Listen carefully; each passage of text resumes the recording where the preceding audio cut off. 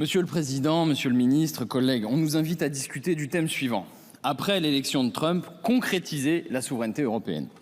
Une remarque d'abord quant au libellé du sujet. Il n'y aura pas, ni virtuellement, ni réellement, ni à court terme, ni à moyen terme, de souveraineté européenne, attendu que, je cite la Constitution, la souveraineté nationale appartient au peuple. À la rigueur, on peut chercher dans les États les indices d'une volonté de se rendre moins dépendant des États-Unis. Ce serait déjà beaucoup. Et je souhaite bon courage à qui entreprendrait cette quête, puisque en réalité, tout montre que la tutelle de ce puissant protecteur que sont les États-Unis n'est guère remise en cause sur le vieux continent. Certes, le retour de Donald Trump au pouvoir ne permet plus vraiment de faire semblant. Notre allié, si bienveillant, si altruiste, ne l'est peut-être pas tant que ça, et cherche avant tout à garantir ses intérêts et sa position numéro 1 mondiale. Mais à vrai dire, Donald Trump ne fait que radicaliser les fondamentaux de la politique étrangère états-unienne. L'impérialisme ne varie pas, et ce serait une naïveté coupable d'imaginer que les gouvernements européens s'associeront désormais pour le contrecarrer. La première présidence de Donald Trump avait d'ailleurs déjà suscité ce genre d'espérance. Rappelez-vous, à l'époque, la Pologne avait carrément proposé 2 milliards, hors coût du fonctionnement, pour héberger une base américaine sur son territoire. Et aujourd'hui, voyez comment l'intimidation, les provocations s'empilent et sont pourtant récompensées.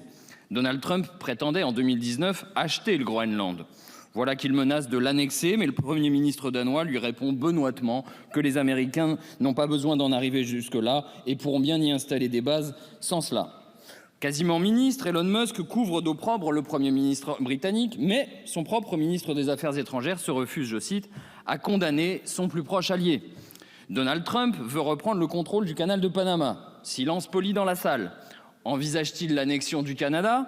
On proteste, mais c'est le Premier ministre canadien qui tombe. Il y a moins de 2 ans, la revue stratégique évoquait les puissances dites révisionnistes, qui remettent en cause l'ordre et le droit international. Le texte visait la Russie et la Chine. Alors, quelle amère ironie de voir désormais les États-Unis fournir les armes qui servent au génocide à Gaza et tout prêt à bafouer, encore une fois en réalité, le principe d'intangibilité des frontières. Le chantage au financement de l'OTAN repart aussi comme jamais.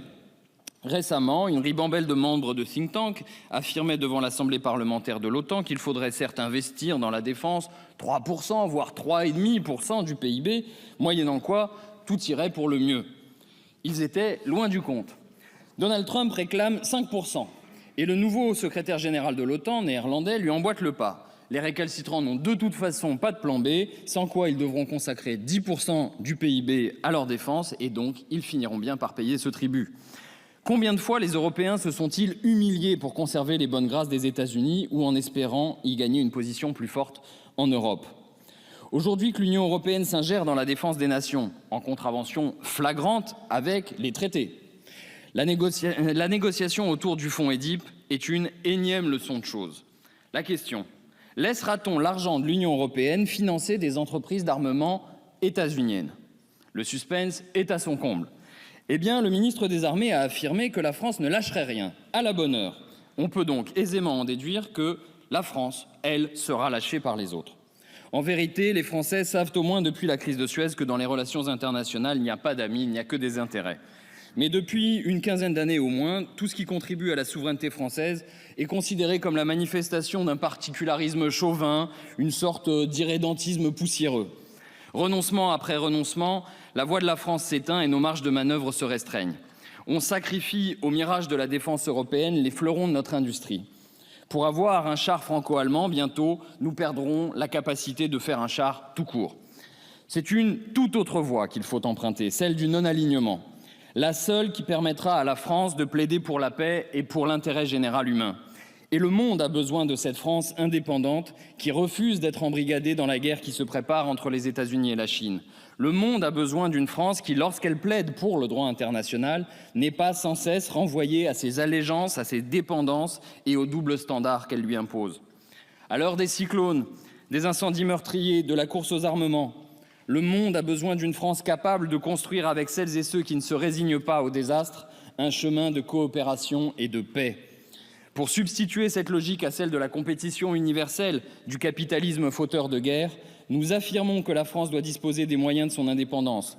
consolider sa base industrielle et technologique de défense, affronter les multinationales, relocaliser l'industrie au lieu de la laisser dépecer, comme c'est par exemple le cas avec Atos, investir dans la recherche, l'enseignement supérieur, reconstituer un corps diplomatique fort, rendre la parole aux citoyens dans les débats sur la défense. Le mot est galvaudé, mais il n'a jamais été aussi vrai. Nous sommes à la croisée des chemins. Les moyens d'un sursaut sont là. Il faut la volonté, sans quoi ce sera le déclin. Merci, cher collègue.